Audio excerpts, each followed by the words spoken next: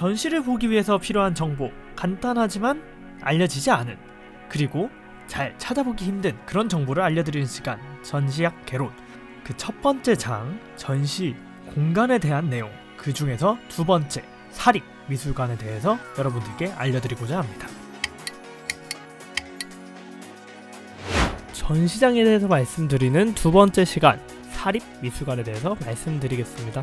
사립미술관, 말 그대로 개인이 설립한 미술관을 이야기하는데요. 여기서 말하는 사립은 재단에서 만든 것 혹은 기업에서 만든 것을 전부 포함해서 말씀드리고자 합니다.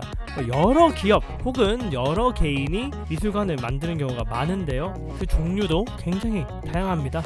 개인의 소장품을 통해서 만들어진 서울에 있는 단송미술관 같은 경우도 있고요. 또 기업에서 만든 삼성의 미움미술관 혹은 아모레퍼시픽 미술관, 그리고 대림의 D뮤지엄이 있습니다.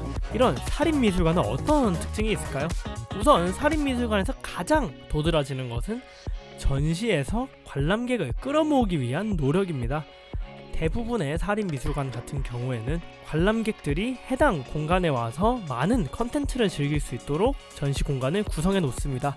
특히 대림에서 운영하는 D뮤지엄 같은 경우에는 이런 전시 공간에 있는 전시를 관람하는 관객들이 사진을 찍을 수 있는 포토존을 굉장히 많이 배치하고 있는 모습을 볼 수 있고, 또 강남에 있는 마이 아트뮤지엄에 있는 툴루즈 로트르게 전시의 경우에도 관람객들이 중간중간 사진을 찍을 수 있는 장소를 굉장히 많이 만들어놔 해당 전시를 단순히 작업을 보는 것이 아니라 문화 경험으로서 즐길 수 있도록 하는 장치를 굉장히 많이 마련하는 것이 사립미술관이라고 볼 수 있습니다. 두 번째로 사립미술관 같은 경우에는 기존의 미술계에서 진행하는 전시와 다른 방식으로 전시를 구성하는 경우도 많습니다.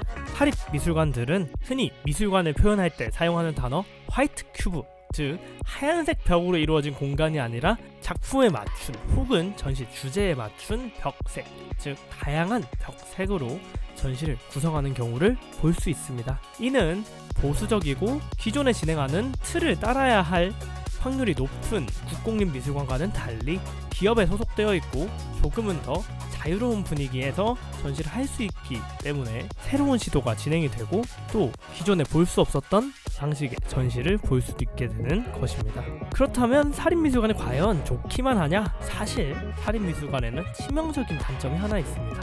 바로 비싼 입장료입니다. 사립미술관의 입장료의 경우에는 전시 공간마다 천차만별이지만 대부분의 경우 비싼 입장료를 받고 있습니다. 사실 전시라는 것이 돈이 한두 푼 드는 것이 아니고, 또 사립미술관 같은 경우에는 국공립미술관과 달리 수익을 내서 해당 공간을 운영해야 하는 측면이 존재하기 때문에 입장료가 올라가는 것 자체는 뭐라고 말을 할 수가 없죠.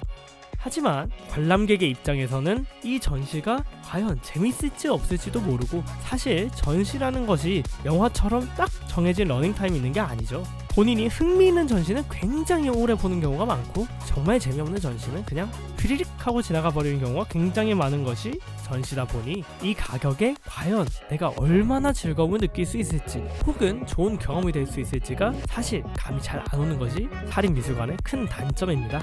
그럼에도 본인의 취향에 맞는 전시를 보게 된다면 사립미술관은 일반적인 국공립미술관보다 더 좋은 경험을 가질 수도 있는데요. 앞서 말씀드린 공간에 대한 조금 더 자유로운 활용 같은 것이 작품을 더 돋보이게 만드는 경우도 있습니다. 결과적으로 국공립보다는 조금 더 위험 요소가 있지만, 만약에 본인의 취향에 맞는 사립미술관을 찾았다라고 한다면은 그 입장료가 아깝지 않은 경험을 할 수 있는 것이 바로 사립미술관이라고 볼 수 있습니다.